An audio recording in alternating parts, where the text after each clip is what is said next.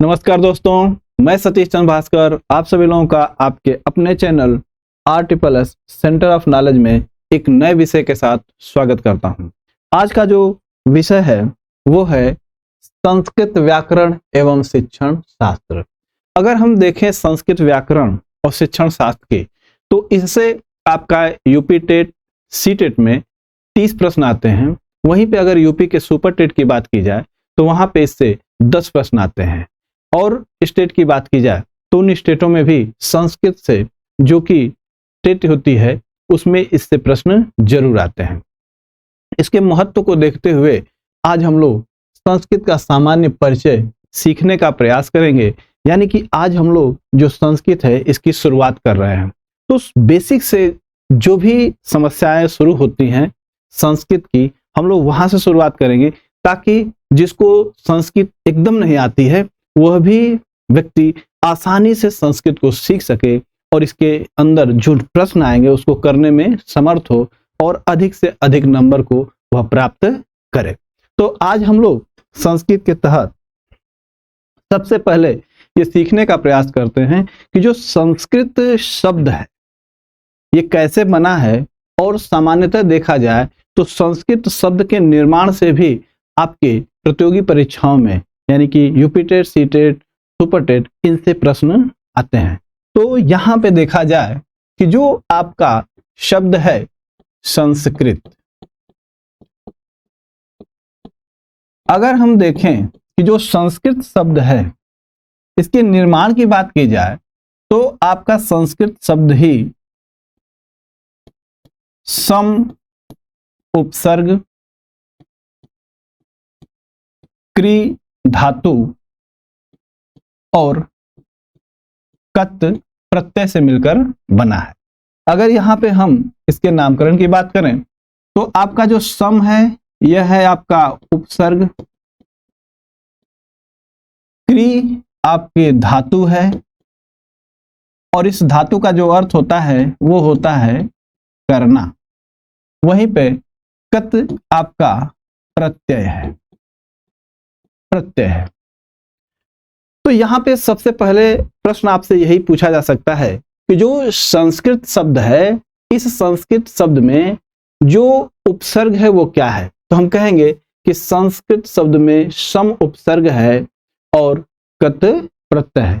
तो पूछा जाएगा कि जो संस्कृत शब्द में धातु है क्री जिसका अर्थ होता है करना, तो धातु से पहले आप देख रहे हैं कि उपसर्ग आया है और धातु के बाद आपका प्रत्यय। तो इससे एक नियम यह भी निकलता है कि जो उपसर्ग होंगे वो पहले आते हैं और जो प्रत्यय होंगे वो बाद में आते हैं।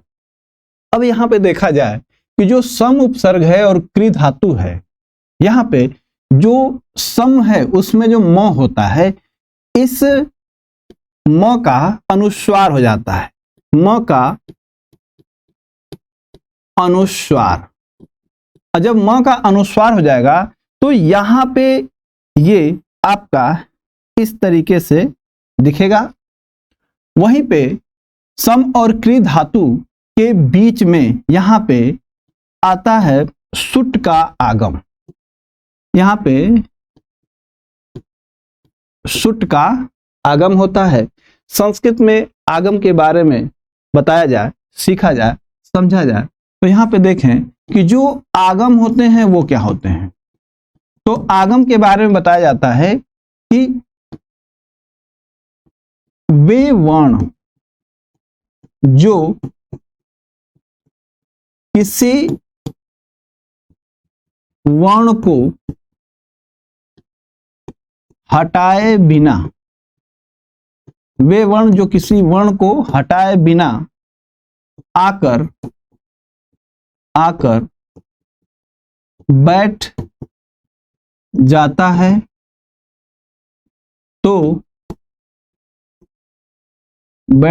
है तो उसे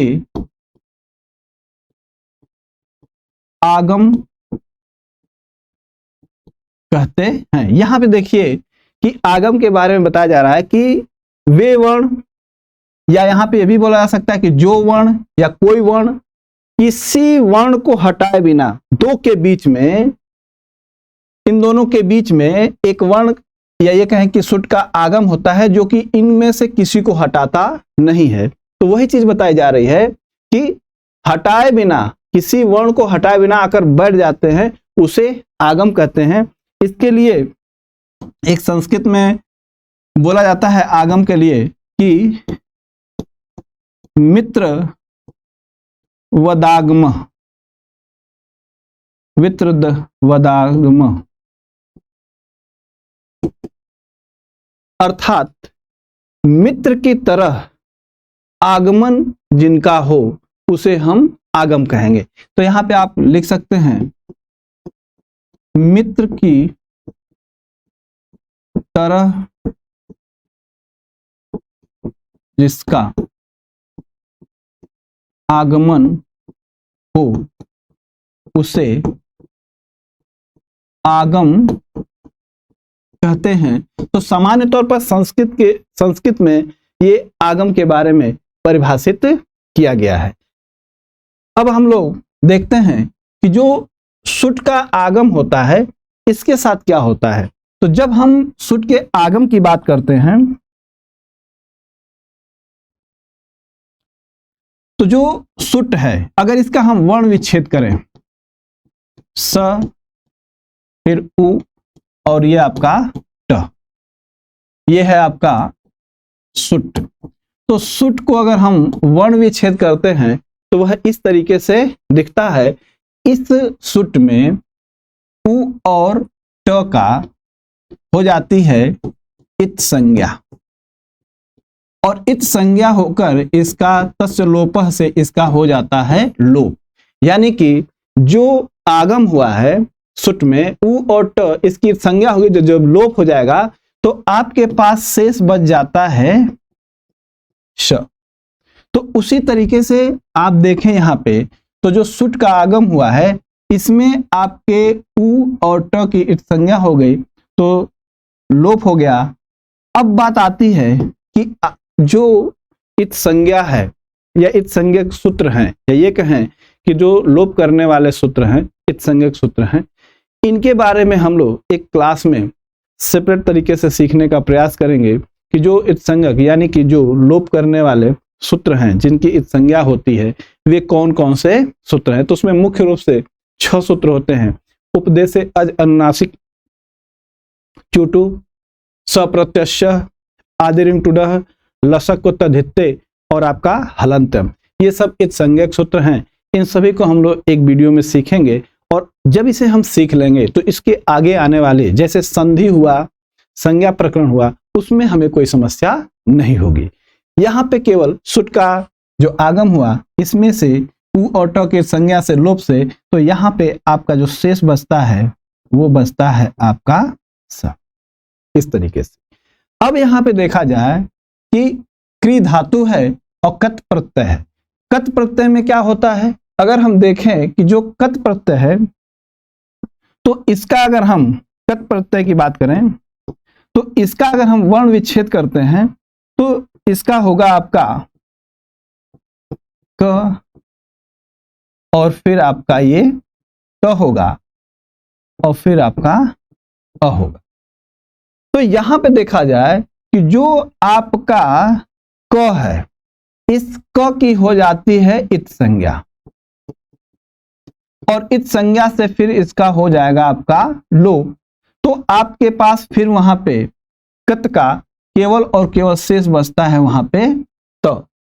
और यहां पे देखा जाए कि जो त शेष बचता है, यहां पे त शेष बचता है, तो यहां का ये आपका क्री और यहां का आपका शेष जो बचा है वो है तो इस तरीके से अगर हम इसे जोड़ें तो आपका बनेगा यहां पे ये सम, ये आधा स, और ये आपका क्री, और ये आपका तो।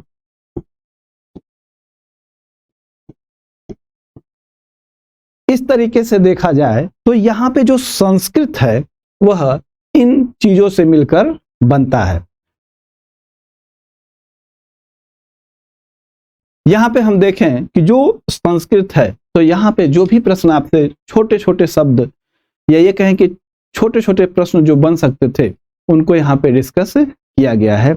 अब देखें कि जो सामान्यतः संस्कृत शब्द है इसका क्या अर्थ होता है। तो संस्कृत शब्द का अगर हम अर्थ की बात की जाए तो संस्कृत शब्द का जो अर्थ होता है वो होता है शुद्ध, परिष्कृत, परिमार्जित,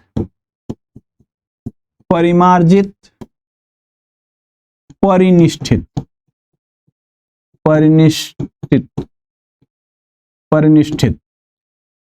और वहीं पे संस्कृत भाषा का अर्थ की बात की जाए, संस्कृत भाषा का अर्थ की बात की जाए तो इसका जो अर्थ होता है वो शुद्ध एवं परिमार्जित भाषा। इस तरीके से देखें तो संस्कृत जो शब्द है उसका अर्थ शुद्ध, परिष्कृत, परिमार्जित, परिनिष्ठित। वहीं पे संस्कृत भाषा का जो अर्थ है वो होगा शुद्ध एवं परिमार्जित भाषा। तो अब हम लोग इसके बाद जो संस्कृत है अगर देखा जाए तो संस्कृत को जगत जननी भाषा के रूप में जाना जाता है। और जगत जननी भाषा के रूप में जब संस्कृत को हम जानते हैं अर्थात कि सभी भाषाओं की उत्पत्ति संस्कृत से हुई है, तो इसका जो व्याकरण है या ये कहें कि सबसे वैज्ञानिक जो भाषा मानी गई है वो है संस्कृत। और इसका जो व्याकरण यानी कि जो नियमबद्ध तरीके से है वह सबसे स्पष्ट और शुद्ध माना जाता है संस्कृत का व्याकरण। तो आइए हम लोग सीखते हैं कि जो संस्कृत में जो व्याकरण शब्द है उसकी उत्पत्ति कैसे हुई है और किससे वो मिलकर बना है। आइए हम लोग देखते हैं व्याकरण। व्याकरण अगर हम देखें कि जो व्याकरण है ये कैसे बना है, तो व्याकरण जो शब्द है यह वि, आंग, क्री और ल्यूट से मिलकर बना है। अगर हम देखें यहां पे तो जो आपका वी है यह उपसर्ग है, वहीं पे आंग भी आपका उपसर्ग है और क्री आपका धातु है और जिसका अर्थ होता है करना। और ल्यूट जो है ये प्रत्यय है। तो यहां से अगर देखा जाए तो आपका यहीं से प्रश्न शुरू हो जाते हैं बनना एग्जाम में भी। तो कैसे कि जो व्याकरण शब्द है उसमें दो उपसर्ग लगे हुए हैं, एक वी और एक आंग। वहीं पे एक प्रत्यय है जो कि ल्यूट प्रत्यय है और उसमें क्री धातु है जिसका सामान्यतः जानते हैं कि अर्थ होता है करना। अब देखा जाए कि जो ये वर्ण या ये कहें कि जो इसका विच्छेद किया गया है व्याकरण का, उसे अगर हम देखें तो जो वी है और आंग है, अगर यहां पे देखें तो वी को अगर हम वर्ण विच्छेद करके समझने की कोशिश करें तो इसे हम और विच्छेद करेंगे तो ये होगा आपका व और इ। वहीं पे अगर ये देखा जाए कि जो आपका आंग उपसर्ग है, वी उपसर्ग को हमने ऐसे तोड़ा, वहीं पे आंग जो उपसर्ग है उसमें जो आपका अंज्ञा है इसकी हो जाती है इत संज्ञा। और जब अंज्ञा का इत संज्ञा होगा तो फिर इसका तस्य लोपः से हो जाता है इसका लोप। तो वहां पे जो अंग है उपसर्ग इसका शेष बचता है आपका आ। तो यहां पे देखा जाए तो यहां पे आपका जो शेष आता है वो आता है आ। अगर हम और आगे इसमें बात करें तो देखें कि सामान्यतः इ के बाद यदि आ आता है तो यहाँ पे इको यणची यानी कि यहाँ पे यण संधि होगी, और जब इको यणची से यण संधि होती है तो जो यहाँ पे इ होता है यह आपका य में बदल जाता है, और जो आपका ये जो स्वर होता है आ वो यहाँ पे आके लग जाता है। इस तरीके से अगर देखें तो इसको अगर हम जोड़ते हैं तो हमारे पास जो मिलता है वो यहाँ का व, ये आपका य और ये आ आपका आएगा। तो इस तरीके से ये बनेगा आपका व्या।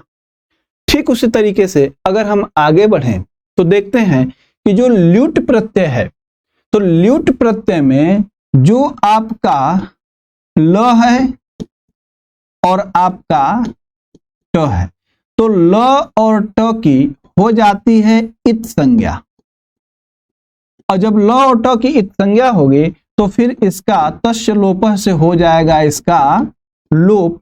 तो आपके पास यहां पे बचता है यू, यहां पे आपका बचेगा यू, और फिर यू को युवोर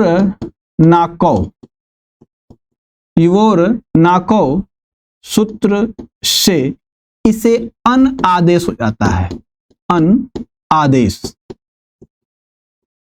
देखिए यहाँ पे हम लोग सामान्य तौर पर हम लोग भी शुरुआत कर रहे हैं, तो अभी आप लोग घबराइएगा मत, क्योंकि हम लोग बेसिक से चल रहे हैं और वहीं पे आपको कुछ कठिन चीजें देखने को मिल रही हैं। लेकिन घबराने की जरूरत नहीं है। आगे के क्लास में जैसे ही हम लोग इस संज्ञक सूत्रों को देखेंगे और फिर आदेश के बारे में डिस्कस करेंगे तो ये सभी चीजें आसानी से क्लियर हो जाएंगी। लेकिन अभी केवल यहीं पर सुनिए, क्या होता है कि जो ल और ट है उसकी इत संज्ञा हो गई तो यू होता है, तो यू को यू और नाको सूत्र से इसको आदेश हो जाता है अन आदेश, और यह जब अन आदेश इसे होता है तो यह क्री धातु जो आपके पास है, इस क्री धातु से जुड़कर यह बनाता है कर्णम, और कर्णम के बाद यहाँ पे जो कर्ण है यह आपका व्या से जुड़ता है। तो इसे हम ऐसे समझ सकते हैं कि यहाँ का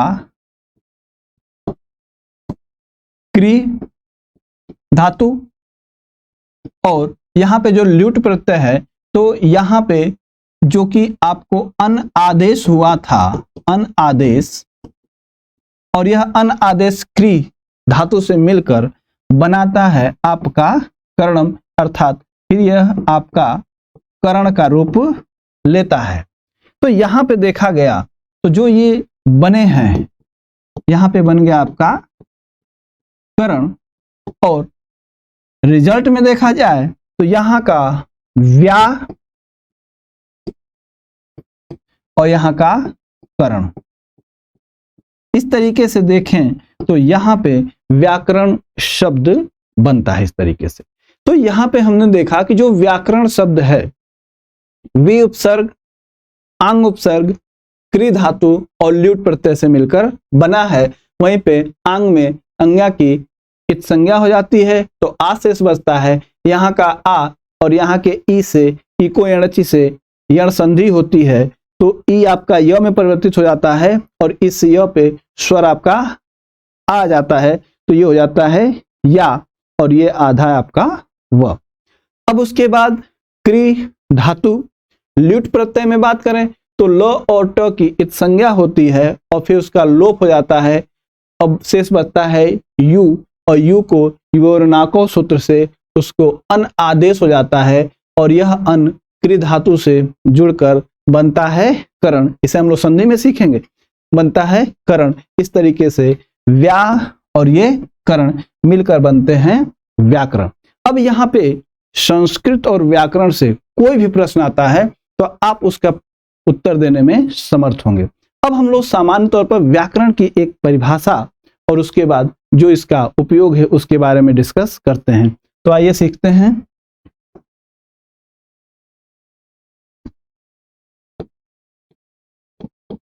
व्याकरण की परिभाषा। अगर हम व्याकरण की परिभाषा की बात करें तो इसे हम कह सकते हैं व्याक्रियन्ते, व्याक्रियन्ते व्युत्पाद्यन्ते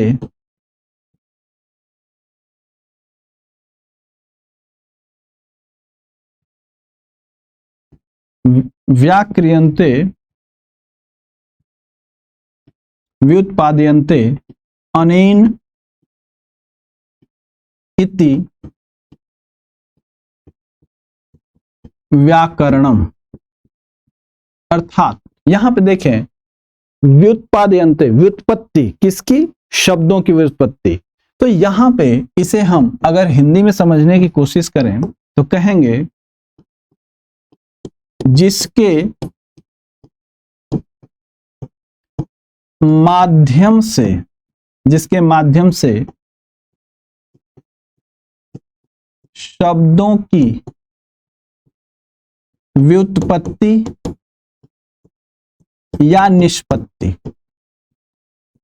जिसके माध्यम से शब्दों की व्युत्पत्ति या निष्पत्ति बताई जाए, वह व्याकरण है। इस तरीके से देखा जाए तो जो व्याकरण है उसको व्याक्रियन्ते व्युत्पाद्यन्ते अनेन इति व्याकरणम से परिभाषित किया जाता है और कहा जाता है कि जो शब्दों की उत्पत्ति या निष्पत्ति, शब्द किस तरीके से बनते हैं, उनका निर्माण किस तरीके से होता है, इन सब चीजों के बारे में जो जानकारी देता है उसे हम व्याकरण कहते हैं। तो आखिर व्याकरण क्या है? यहां पे एक बिंदु और बनता है कि व्याकरण है। यहां से आपसे प्रश्न पूछे जा सकते हैं और आप अपने लिए एक समझ विकसित करने के तौर पर देखें तो व्याकरण है, तो यहां पे एक बिंदु निकलता है कि व्याकरण क्या है। तो कहेंगे सामान्यतः व्याकरण को वेद का मुख माना जाता है। वहीं पे अगर हम देखें व्याकरण के बारे में तो व्याकरण को पदशास्त्र,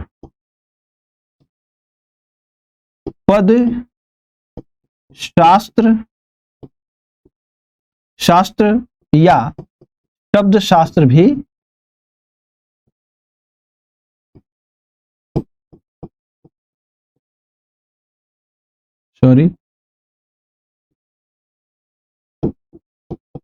शब्द शास्त्र कहते हैं।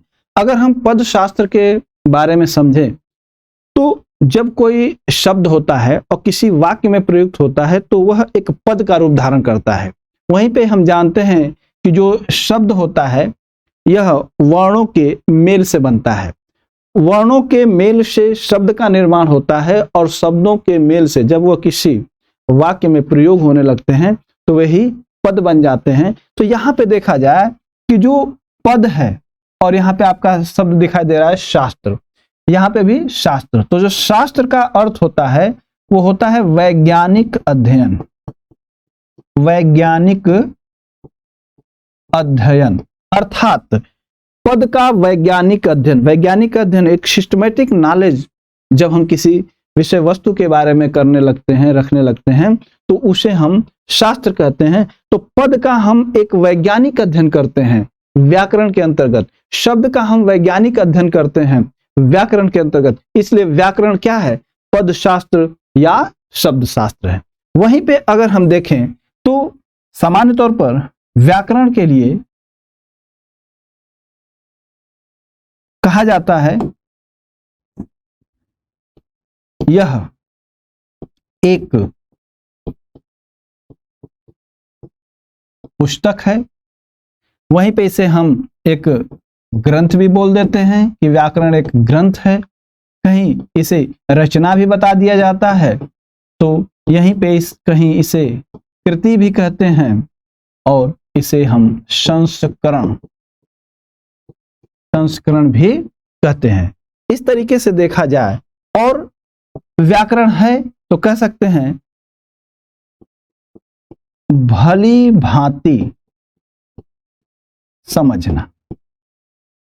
तो भली भांति समझना, किसको समझना भली भांति? व्याकरण के माध्यम से शब्दों को, वाक्यों को, शब्द की उत्पत्ति कैसे होती है, वाक्य की उत्पत्ति कैसे होती है, कैसे इनका निर्माण होता है, कैसे ये अपने स्वरूप को बदलते हैं, इन सभी चीजों का जो ज्ञान होता है वो हमें व्याकरण के अंतर्गत होता है।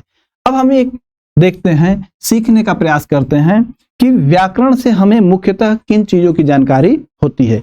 तो एक पॉइंट हम लोगों का बनेगा कि एक पॉइंट निकलता है कि व्याकरण से हमें मुख्यतः तीन जानकारी प्राप्त होती है।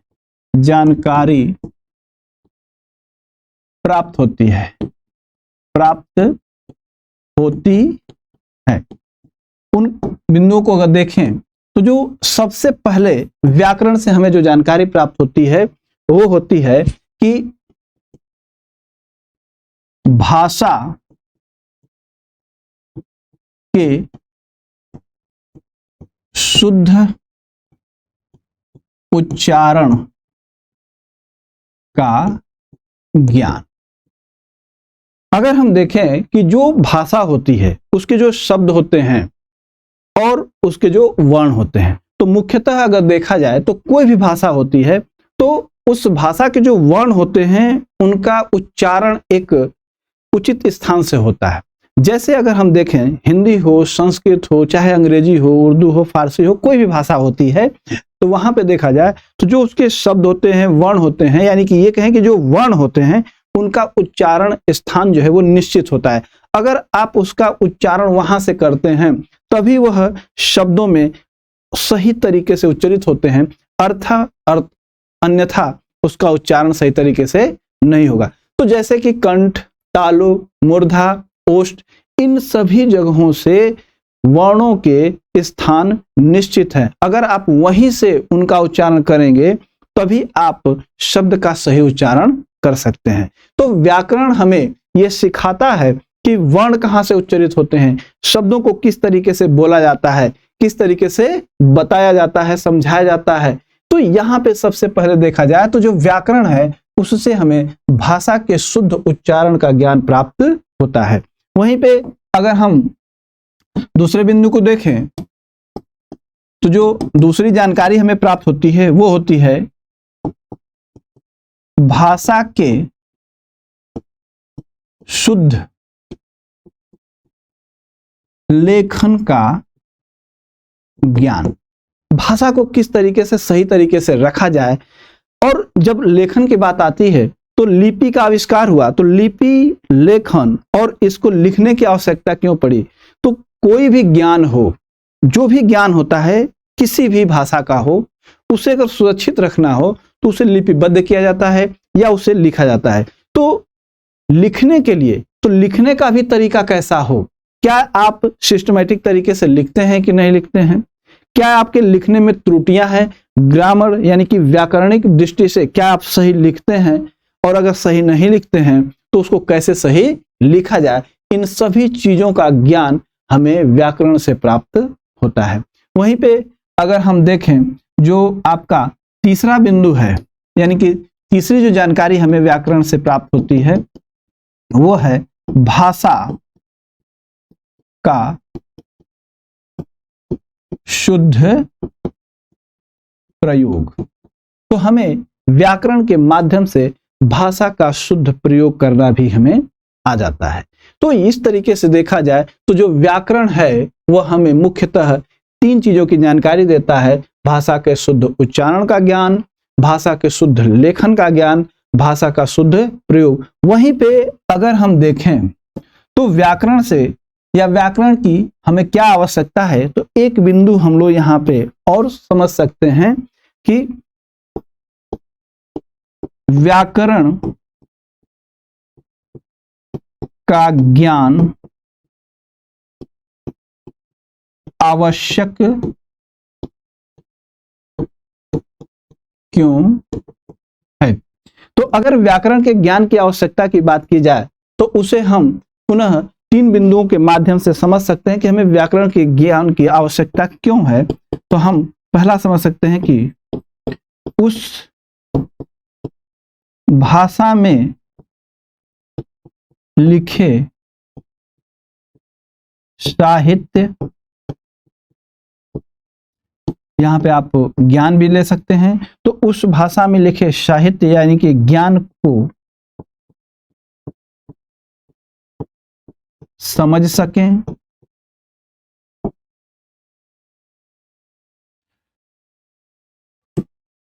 वहीं पे हम दूसरे बिंदु को देखें तो कह सकते हैं कि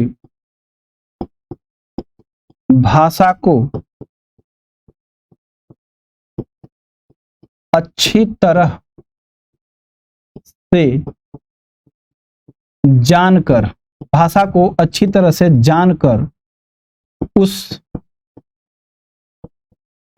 भाषा में नए साहित्य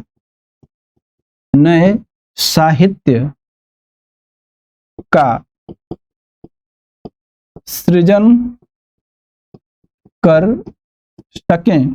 वहीं पे जो आपका तीसरा बिंदु होगा, आवश्यकता की बात करें व्याकरण की, तो वो है भाषा व भाषा का ज्ञान। भाषा व भाषा का ज्ञान युग युग तक जीवित रहे।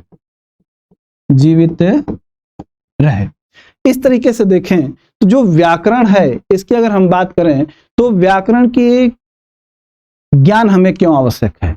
तो पहला है कि उस भाषा में लिखे साहित्य को हम समझ सकें।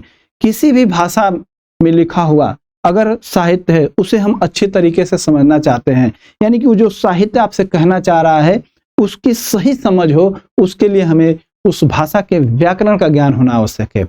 वहीं पे भाषा को अच्छी तरह से जानकर उस भाषा में नए साहित्य का सृजन कर सकें। अगर हम नए साहित्य, नए ज्ञान का विकास करना चाहते हैं उसी भाषा में, तो उस भाषा के व्याकरण के ज्ञान की आवश्यकता हमें पड़ती है। अगर हमें व्याकरण का ज्ञान नहीं होगा उस भाषा का, जैसे आपकी कोई मातृभाषा है तो उसमें आप अपने तरीके से उसको तोड़ मरोड़ कर अपने तरीके से प्रस्तुत कर लेते हैं, लेकिन वहीं पे अगर हम बात करें, अंग्रेजी की बात करें, उर्दू की बात करें, कन्नड़ की बात करें, और भी बहुत सारी जो भाषाएं हैं, उनके व्याकरण के ज्ञान के अभाव में हम उसमें जो साहित्य है उसका हम सही तरीके से निर्माण नहीं कर सकते हैं। अगर हमें उस भाषा में अच्छी तरीके से साहित्य का निर्माण करना है, सही चीजों का निर्माण करना है, तो उसके व्याकरण को हमें जानना पड़ेगा, तभी हम उसमें नई नई चीजों यानी कि सृजन कर सकेंगे। वहीं पे भाषा व भाषा का ज्ञान युग युग तक जीवित रहे। भाषा का जो साहित्य का निर्माण हुआ है, उसका जो ज्ञान है वह कई वर्षों तक जीवित रहे, यानी कि उसका ज्ञान स्थायी हो जाए, कभी समाप्त न हो, मिटे न, उसके लिए हमें व्याकरण की आवश्यकता पड़ती है। और यह जो व्याकरण होता है वह सिस्टमैटिक तरीके से काम करता है, इसलिए जो ज्ञान होगा वह एक सिस्टमैटिक तरीके से युगों युगों तक जीवित रहता है। तो यहाँ पे हम लोगों ने आज सीखा कि जो आपका संस्कृत है वह शब्द कैसे बना, ठीक उसी तरीके से हमने आज व्याकरण को सीखा, और उसके बाद हम लोगों ने व्याकरण की परिभाषा, और फिर हम लोगों ने व्याकरण हमें किस चीज की जानकारी देता है और व्याकरण का ज्ञान आवश्यक क्यों है। हम लोग अगले वीडियो में ये सीखने का प्रयास करेंगे कि आखिर जो संस्कृत है उसमें जो सामान्य जानकारी और आगे क्या होती है, उसके बाद हम लोग संज्ञा प्रकरण और चीजों को हम लोग सीखने का प्रयास करेंगे। एक जानकारी महत्वपूर्ण आपको देनी है कि आपके जो चैनल है इसका ऐप बनकर तैयार हो चुका है, और उसका लिंक आपके डिस्क्रिप्शन में दिया जाएगा। उस लिंक से आप ऐप को डाउनलोड कर लेंगे और अब से आपको वीडियो रेगुलर मिलने लगेगी।